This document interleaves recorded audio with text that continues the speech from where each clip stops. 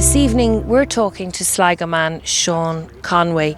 Sean is a spiritual medium and he is going to share with us a very emotional story of how it's not always easy to discover you have a gift like that. You have a pretty amazing story to tell, and it started when you were 6. Just tell our viewers what happened. As far back as I can remember, and it was about 6 years of age, I used to sleep in a big bedroom at the front of the house, and I used to sleep in the same bed as my twin brother. But at the end of the bed there used to be this 6-foot wardrobe, and the funny thing was it used to be locked. But this particular night, and I can remember it clearly, I was lying in bed and I could hear it creaking off the wardrobe door, slowly creaking, and I woke up and I was listening, kind of going, what's that? And at the time I didn't know what it was. But I remember because of the noise I looked down to the end of the bed and there was the wardrobe door slowly opening. And I can remember seeing these two wee fingers come around the edge of the door of the wardrobe, and it opened up and this man stepped out. Now even though the man was big size, it was about, I suppose, 6 foot, and the wardrobe was about 5'5", say. He stepped out of the wardrobe anyway, and he was wearing a hat and he had blood all over his face. And I remember him glaring at me, and I kind of, Liam was asleep next to me, my twin brother, and I nudged him trying to wake him. You know, there's a man in the room. He's after stepping into the room. And that was 6 years of age. Yeah. And when did you realise that what you saw was different from, say, for example, your twin brother Liam? This lady appeared at the end of the bed, right, and she was wearing an old Victorian outfit and her hair tied in a bun anyway.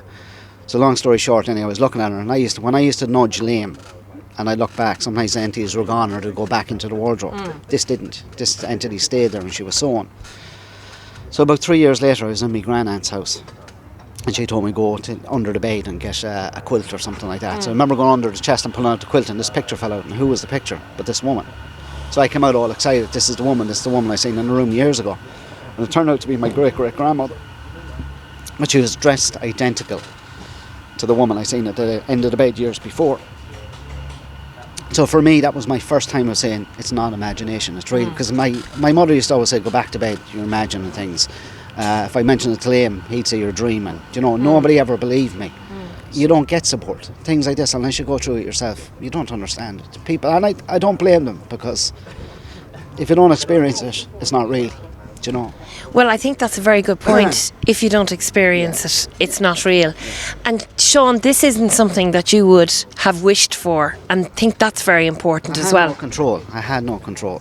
You know what I mean? It's not something I kind of got up and said, well, okay, I can switch it on, switch it off. It was there continuously. I had no control over it, and I had no support. I didn't know where to look.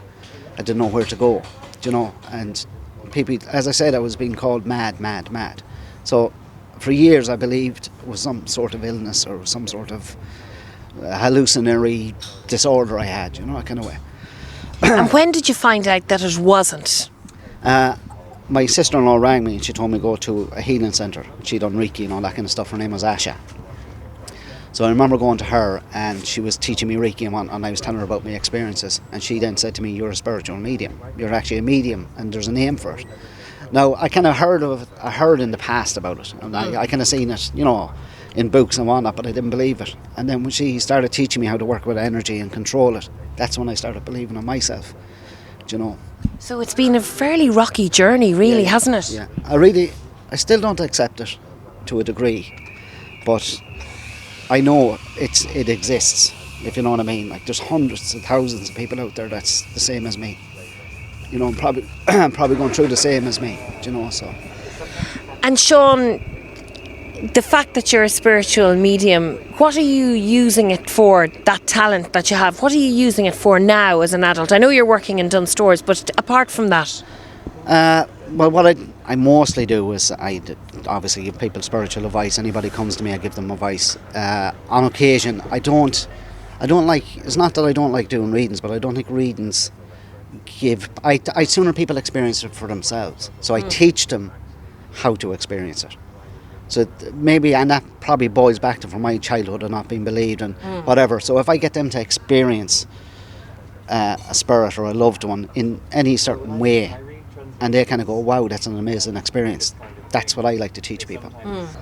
But I would have thought you would have to have, say, for example, be like you, be a medium to talk to a dead person. No, everybody has the ability to do it.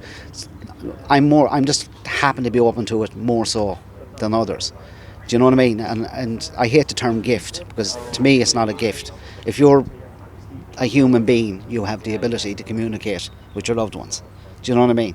And that's what I want to do, is teach people, and even with this interview is let people know that we all have the ability to do it.